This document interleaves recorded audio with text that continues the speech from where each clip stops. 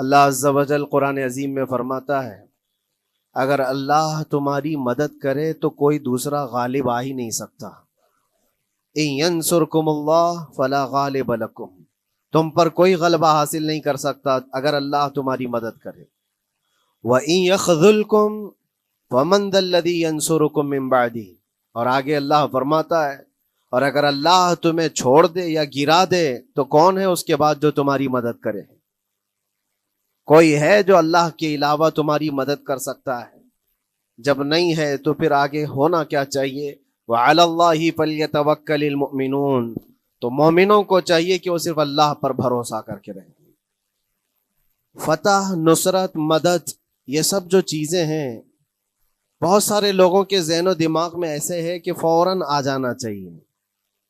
کوئی بھی فتح ہو، کوئی بھی مدد ہو، بغیر تمہارے اسٹرگل کیے ہوئے، بغیر مصیبت اٹھائے ہوئے نہیں ملے گی۔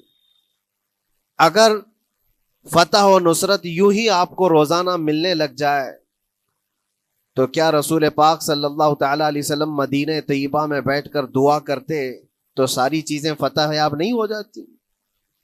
آپ صلی اللہ تعالیٰ علیہ وسلم کو بدر میں جانے کی ضرورت کیا پیش آتی؟ احد میں اپنے 70 جوان صحابہ کی شہادت پیش کرنے کی ضرورت کیا پیش آتی؟ اور اسی طرح سے خیبر ہو کہ حنین ہو کہ طائف ہو، کتنی جنگیں ہیں جس میں اپنی جان کی بازی لگائی صحابہ نے۔ سب سے بڑا معرکہ تو کربلا کا دیکھیں آپ، جہاں پورا کا پورا خاندان شہید ہو گیا ہے۔ تو فتح و نصرت بغیر قربانی کے اور بغیر تکلیف کے ایسی ہی آ جائے؟ آج کے زمانے میں ہم سوچ کر کے بیٹھے، ایسا نہیں ہوتا۔ اسلام زندہ ہوتا ہے ہر کربلا کے باہر، اور اللہ کی مدد آتی ہے، یہ بھی نہیں ہے کہ نہیں آئے گی۔ کچھ لوگ مایوس ہوتے ہیں، کچھ لوگ نروس ہو جاتے ہیں اور بھاگنے پر مجبور ہوتے ہیں۔ یہ امتحانات کی گھڑی ہوتی ہے۔ ایک حدیث پاک میں آپ کو بتاتا ہوں، اللہ کے نبی صلی اللہ تعالیٰ علیہ وسلم ارشاد فرماتے ہیں کہ آخر زمانے میں ایک ایسی عظیم جنگ ہوگی ایمان والوں کی اور رومیوں کے درمیان۔ کفار و مشرکین ہیں اور مسلمین ہیں۔ اس کو ملحمۃ الکبریٰ کہا گیا ہے، قیامت سے قریب ہونے والی یہ سب سے بڑی جنگ ہے۔ اسی سے آپ اندازہ لگائیں، اللہ کے حبیب صلی اللہ علیہ وسلم ارشاد فرماتے ہیں کہ اس میں کفار و مشرکین 80 جھنڈوں کے نیچے آئیں گے اور ہر جھنڈے کے نیچے 12,000 کی فوج ہوگی، جو تقریباً حساب کرنے پر 9,60,000 کی فوج بن جاتی ہے۔ اگر وہ مومنین سے مقابلہ کرنے کے لیے اتنی بڑی فوج ایک جگہ جمع ہوتی ہے تو پھر اس جنگ کا اندازہ کریں کتنی بڑی۔ اس کو الملحمۃ الکبریٰ کہا گیا ہے اس لیے کہ اس میں گوشت کے چھیتڑے اڑیں گے۔ ملحمہ جو کہا گیا ہے عربی میں کہ گوشت کے ٹکڑے ٹکڑے دیکھے جائیں گے، اس قدر اس میں جانیں جائیں گی۔ اس جنگ کے متعلق جو اللہ کے حبیب صلی اللہ علیہ وسلم نے پیشین گوئی کی ہے، جو پہلے سے خبر دی ہے، وہ کیا ہے؟ فرمایا کہ پہلا دن جب ہوگا مقابلہ کا تو اس میں مسلمانوں کی جماعت میں تعداد کتنی ہوگی یہ تو نہیں بتایا گیا۔ کفار و مشرکین کے تو بتایا کہ 80 جھنڈوں کے نیچے آئیں گے، لیکن مسلمان اور مومنین جو لڑ رہے ہیں ان کی تعداد کا کوئی علم نہیں ہے ہمیں، لیکن یہ پتا ہے کہ ان میں سے 1/3 ایک پوری جماعت کا 1/3 حصہ میدان چھوڑ کر بھاگ جائے گا۔ جنگ میں سے وہ میدان چھوڑ کر بھاگ جائیں گے جب اتنی شدت کی چیز ہو رہی ہو، مصیبت آ گئی ہے، تکلیف آ گئی ہے، 1/3 میدان چھوڑ کر بھاگ جائیں گے۔ اور ان پر کیا فرمایا حضور پاک صلی اللہ علیہ وسلم؟ فرماتے ہیں وہ دنیا کے روئے زمین کے بدترین لوگ ہوں گے، ان کی توبہ بھی قبول نہیں ہوگی، وہ سب سے بدترین لوگ ہوں گے، پیٹ دکھا کر جو نکل چکے ہیں۔ دوسرا مرحلہ آئے گا، دوسرا پڑاؤ، ایک بہت سخت اسٹرگل کرنے والا میدان ہے، مصیبت اٹھا رہے ہیں، مشقت اٹھا رہے ہیں۔ دوسرا دن ایسا ہوگا کہ مومنین کی جماعت کا 1/3 1/3 حصہ شہید ہو جائے، قتل ہو جائیں گے۔ سوچو یہ بہت بڑی بات ہے۔ یہ دونوں چیزوں پر میں آج آپ سے گفتگو کرنا چاہتا ہوں۔ 1/3 حصہ میدان چھوڑ کر بھاگ جا رہا ہے اور 1/3 حصہ قتل ہو گیا، شہید ہو گئے. بچے کتنے ہیں؟ 1/3. لاسٹ میں 1/3 حصہ بچا ہے. یعنی ایک میں اگر 3 پارٹ کریں تو 2 پارٹ تو ختم ہو گئے, 1 پارٹ بچا ہے. اور اللہ کے نبی صلی اللہ علیہ وسلم فرماتے ہیں اللہ رب العزت اس آخری تہائی حصے کو فتح مبین عطا فرمائے گا. فتح تو ہے ان کی, فتح ہوگی ان کی, لیکن جو حصہ بچا ہوگا وہ آخر کا 1/3 حصہ ہوگا. اب اس پر مجھے عرض یہ کرنا ہے, مومنوں کو اگر فتح دیکھنا ہے, اللہ کی نصرت اور مدد دیکھنی ہے, تو یہ 2 چیزیں تو برداشت کرنی پڑیں گی. کون سی؟ پہلی چیز اپنوں کا چھوڑ کر بھاگ جانا, اور دوسرا اپنوں کا اپنے سامنے مر جانا. یہ دونوں چیزیں ہمیں دیکھنا پڑے گا. بہت سارے ایسے ہوں گے جو چھوڑ کر جا چکے ہوں گے, دامن چھڑا رہے ہوں گے, بھاگ چکے ہوں گے, اور کچھ وہ ہوں گے جو لڑتے لڑتے اپنی جان دے چکے ہوں گے. یہ دونوں بھی بہت سخت مسئلے ہیں میرے عزیزوں. انسان کو یہ پگھلا دیتی ہیں چیزیں. اگر آپ کو ایسا لگے کہ میرے اپنے جاننے والے لوگوں میں سے کچھ لوگ مجھے چھوڑ کر بھاگ جا رہے ہیں, تو یہی انسان ٹوٹ جاتا ہے. اس کے دل کی کیفیت بدلنے لگ جاتی ہے. وہ پھر مایوسی کا شکار ہونے لگتا ہے. میری جماعت میں 100 لوگ تھے, 90 تو بھاگ رہے ہیں, 10 کیا کریں گے؟ اس کا اندر سے جو عزم تھا, حوصلہ تھا, وہ ڈاواں ڈول ہونے لگ جاتا ہے. اپنوں کا چھوڑنا یہ بہت بڑی آزمائش ہوتی ہے. وہ کسی بھی میدان میں آپ دیکھ لیں, کسی بھی میدان میں اپنے لوگ اگر چھوڑ دیتے ہیں تو یہ اس کے لیے آزمائش ہے بہت بڑی. اور دوسری آزمائش تو یہ ہے, بچے آدھے تھے, اس میں سے تو آدھے انتقال کر گئے. کبھی میرا عزیز دوست, کبھی میرا عزیز مشورہ دینے والا مشیر, کبھی بہت زیادہ مجھے سپورٹ کرنے والا, ایسے لوگ جب انتقال کرنے لگ جائیں تب پھر آدمی پھر ٹوٹ جاتا ہے. کچھ تو بھاگ گئے اور کچھ تو قتل ہو گئے. میں کیا کروں گا میرے عزیزوں؟ جو آخر میں بچنے والے لوگ جو ہوتے ہیں نا, وہ معمولی نہیں ہیں. وہ اللہ کی ذات پر سب سے زیادہ توکل کرنے والے لوگ ہیں. ان کو کوئی چیز ہٹا نہیں سکتی. اپنوں کی بے وفائی بھی ان کے قدموں میں لرزہ نہیں لاتی, اور اپنوں کا انتقال ہو جانا بھی ان کے حوصلوں کو نہیں توڑتا. تبھی جا کر کے اللہ تعالیٰ انہیں فتح مبین عطا فرماتا ہے. اور یہ چیز ملحمت الکبریٰ میں دیکھی جانے والی تھی, دیکھی جانے والی تھی, جو قیامت کے قریب ہونے والی جنگ ہے. لیکن میرے عزیزوں, آج ہم نے اپنی آنکھوں سے یہ مشاہدہ کیا ہے غزہ کی سرزمین پر, فلسطین میں 15 مہینے کے بعد آج صہیونی حکومتیں اور یہودی غاصب حکومتیں صلح کرنے پر اور ایگریمنٹ کرنے پر مجبور ہو گئی. دنیا ان کے منہ پر تھوک رہی ہے, تم 50,000 سے زیادہ لوگوں کو قتل کر کے صرف 200 لوگوں کو چھڑانے کے لیے آج بھی فتح کا جشن منا نہیں پا رہے ہو, بلکہ پھر جھک کر کے ان کے ساتھ معاہدہ ایگریمنٹ کرنے پر مجبور ہو. یہ فتح ان بچوں کی نہیں ہے تو اور کیا ہے, ان مظلوموں کی نہیں ہے تو اور کیا ہے, جن کے پاس کھانے کو روٹی نہیں ہے اور پہننے کو کپڑے تک نہیں رہ گئے, ان کے علاج معالجے کے لیے دوائیاں نہیں رہ گئی, لیکن عزم اور حوصلہ ایسا ہے کہ اللہ ابھی ہمارے ساتھ.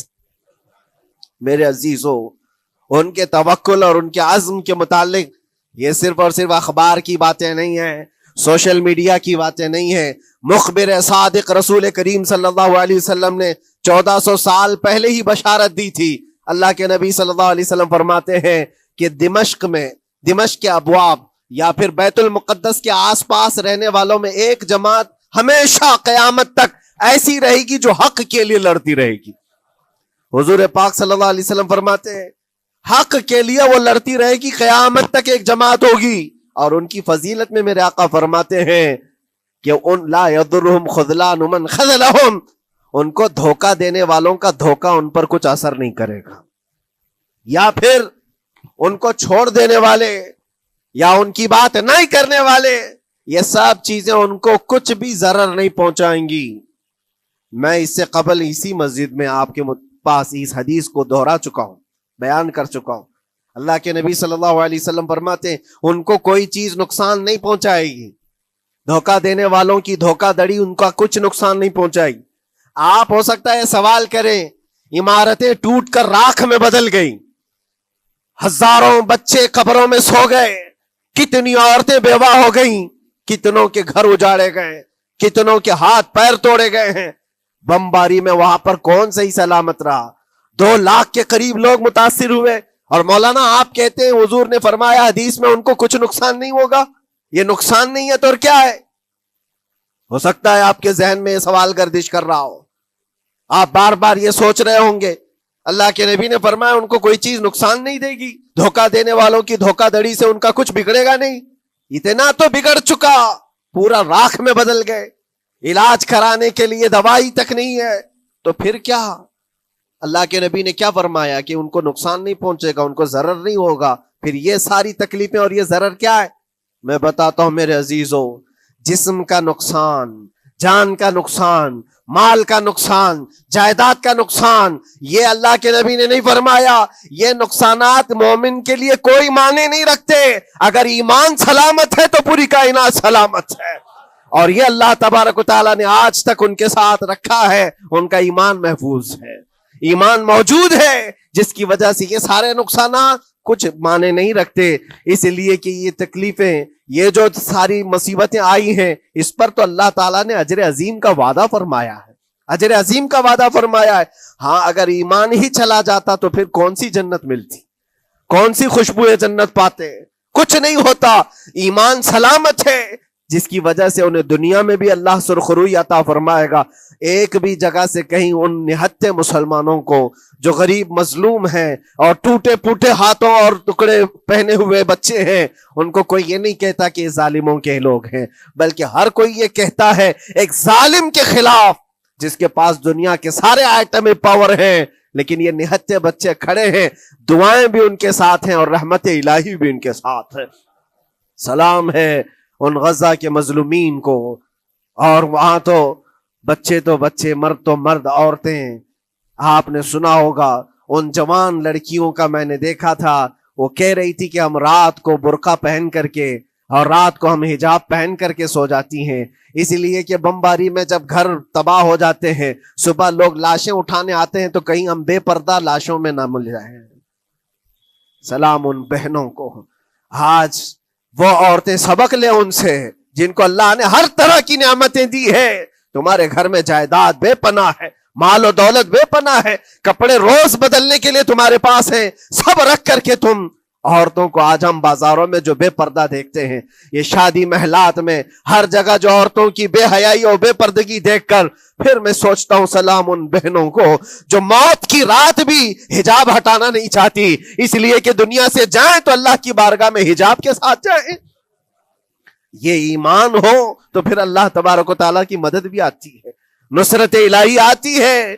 مجھے بتاؤ میرے عزیزوں، 50,000 کا خون کر دینے والا وہ ظالم اور غاصب اسرائیل، وہ اپنے 200 قیدیوں کو چھوڑا کیوں نہیں سکا؟ وہ حاصل کیوں نہیں کر سکا 200 لوگوں کو؟ بلکہ ان میں سے 5 لوگوں کو کیوں نہیں حاصل کر سکا؟ 50,000 کو قتل کر ڈالا، اور وہ بھی سیویلینز کو، شہریوں کو، جن سے تمہارا مقابلہ ہے، ان کی موت کی تو کوئی خبر ہی نہیں آتی۔ جو تم سے برسر پیکار ہیں، جو لڑ رہے ہیں، ان کے موت کی خبر نہیں آتی۔ بچوں کی موت، عورتوں کی موت، ہاسپٹل میں موت، یہ سارا جو ناچ دیکھا گیا ہے 15 مہینے سے ہم دیکھتے آئے۔ لیکن افسوس اس بات کا ہے میرے عزیزوں، اللہ کا عذاب ان ظالم بادشاہوں پر بھی آئے گا جو ان کی موتوں پر دیکھ کر تماشے کر رہے ہیں۔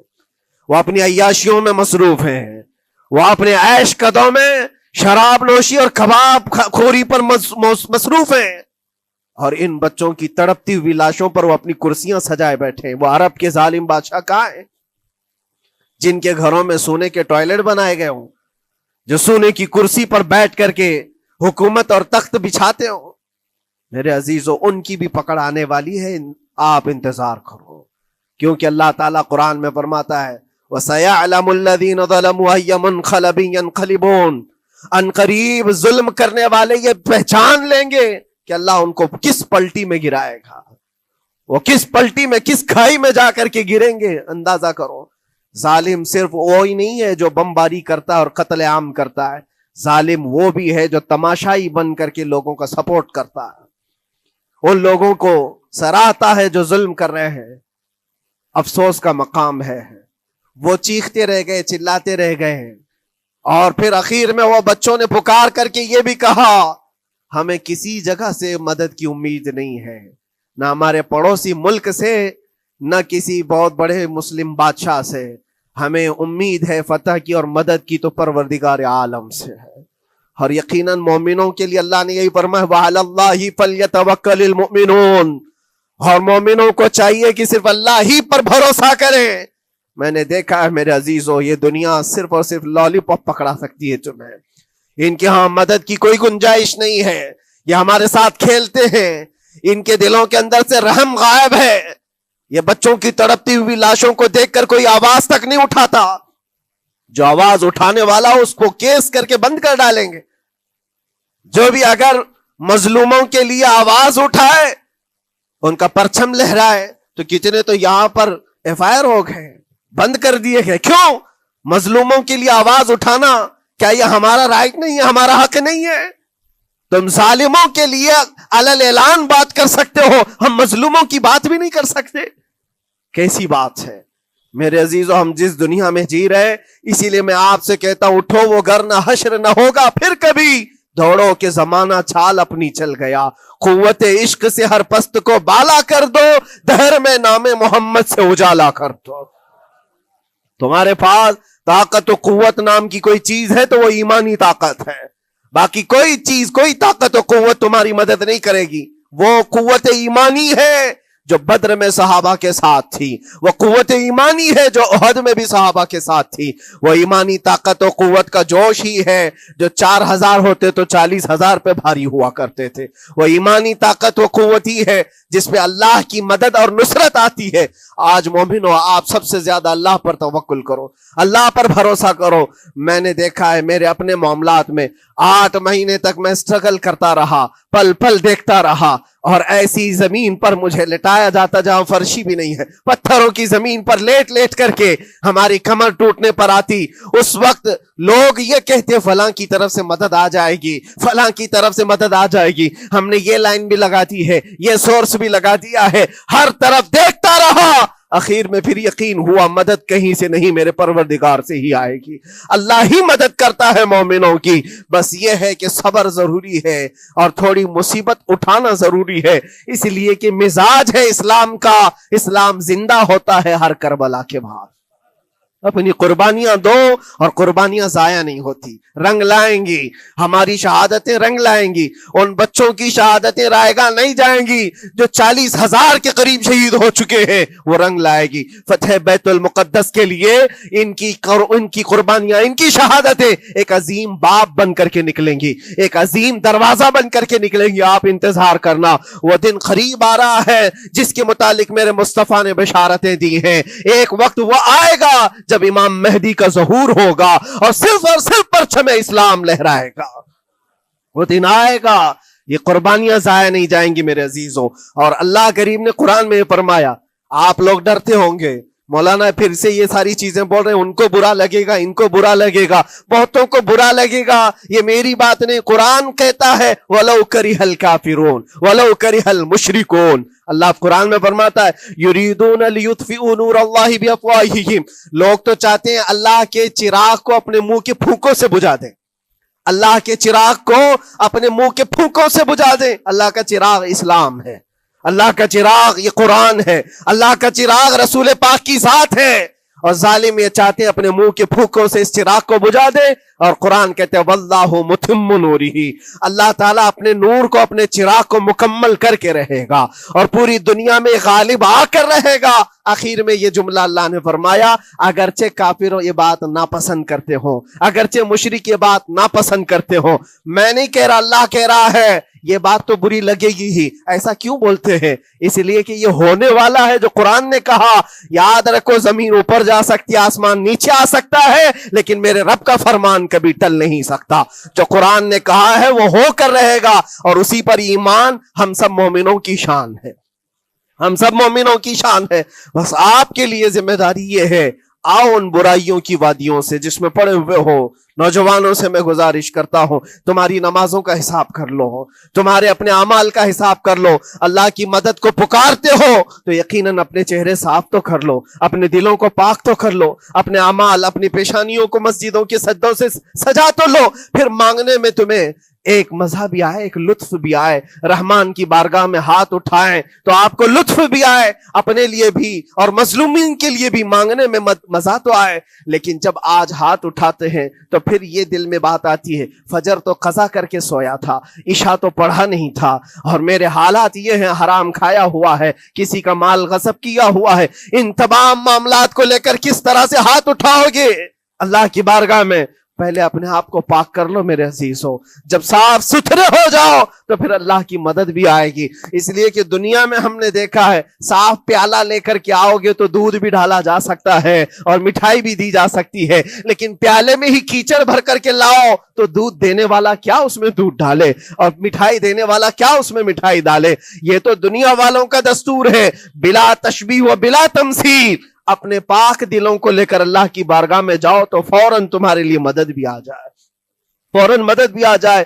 اللہ کریم ان غزہ کے نہتے اور مظلوم مسلمانوں کی فتح کو سدا قائم و دائم رکھے، اور ان کے ٹوٹے پھوٹے بکھرے گھروں کو اللہ تعالیٰ پھر سے آبادی عطا فرمائے، ان کے کمزوروں کو مولا طاقت و قوت عطا فرمائے، ان کے شہیدوں کو مولا اجر عظیم نصیب فرمائے، ان کی بیواؤں کو مولا صبر جمیل عطا فرمائے، ان کے یتیموں کو مولا طاقت و قوت عطا کرے، ان کی مسجدوں کی آواز اور ان کی گونج کو مولا پھر سے بلندی عطا فرمائے، اور ان کے صبر اور ان کے استقامت اور ان کے حوصلے کو مولا پورے دنیا کے مومنین کے دلوں میں قائم عطا فرمائے، ان کے ہر طرح کے حوصلے، ان کے صبر اور ان کے مجاہدانہ استقلال کو مولا ہم سب کے لیے ذریعے نجات عطا فرمائے۔